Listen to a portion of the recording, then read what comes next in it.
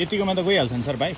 अनि यहाँ यो लड्दैन चिप्लिँदैन यता माथिदेखि सर यहाँ त चिप्लिँदैन, यहाँ त कुद्छ सर यतिकोमा त। यहाँ पर चाहिँ गाह्रो छ, यहाँ पर चाहिँ गाह्रो छ।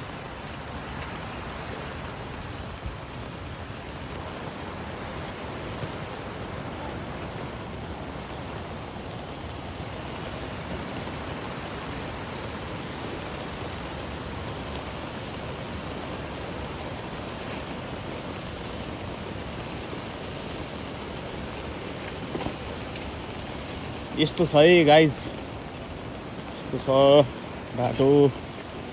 जति बनाएको त्यति जाने यो राजदलीको बाटो। कहिले यो बाटोले शान्ति पाउला, कहिले यहाँको जनताले शान्ति पाउलान्, कहिले यो पीडाबाट छुटकारा पाउलान्। यहाँ मात्रै होइन, यस्ता कति छन् नेपालमा यस्ता ठाउँहरू जो आजसम्म पनि ओझेलमा परेर बसेका छन्। कहिले न्याय पाउँछन् यी बाटाहरूले।